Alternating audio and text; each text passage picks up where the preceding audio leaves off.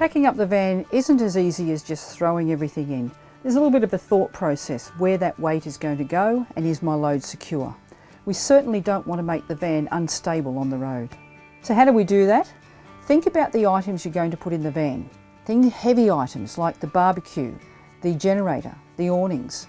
Put them down in the centre over the axles and make sure they're secure so they're not going to slide forward and back. Think about the fragile, loose items in your van. These need to be secure. Things like your TV, the microwave turntable. Good idea is put them in the bed. They're padded, they're not going to get scratched and they're not going to move around the van. Looking at the overhead cupboards in the Caravan, make sure you only put light things here. Only take what you need. If it's only the two of you, do you really need the 8-piece dinner set? When packing your cupboards, it's a good idea to make sure things don't move around. One thing I use is the rubber matting to stop everything slipping. Putting light stuff mixed in with the heavier stuff. Using your stubby coolers to put your glassware in. All these will protect those smaller items from moving around. Packing up to go is a bit of a team effort. John would normally start outside with the outside items and I'll start inside. Looking at the door latches, the clips, the drawers, making sure everything is secure, the window latches, but we'll always double check each other's work.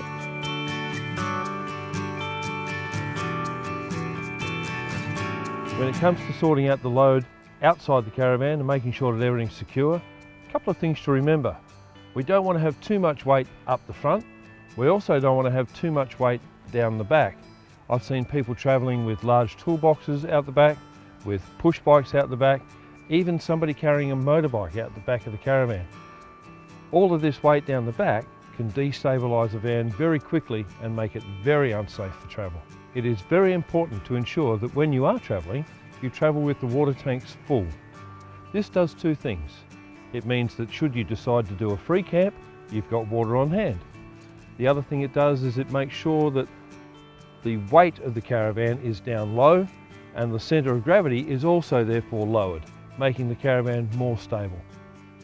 Travelling with those water tanks half full can also lead to stability issues. You think about it, we carry 180 litres of water, or up to 180 litres of water in the water tanks. If they're half full, that equates to somebody my size running from one side of your caravan to the other while you're trying to drive around corners. That could also lead to stability issues. As we continue our walk around to check the security of everything that we're putting away, the awning stays, make sure that they are well secured, that the catch is in place, everything's done up nicely. We quite often put a piece of Velcro around the awning stay to help with that security as well. Other things to look for, make sure that all the jack stays are in place, make sure that you remove your chocks and ensure that your gas bottles are off.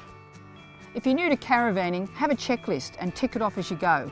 After you've been doing it for a while, it becomes a bit of a routine. And it's not just about throw and go. You need to be really careful how you secure all the items inside the caravan, making sure that the weights are correct, because if you haven't got it right, it can really lead to safety issues.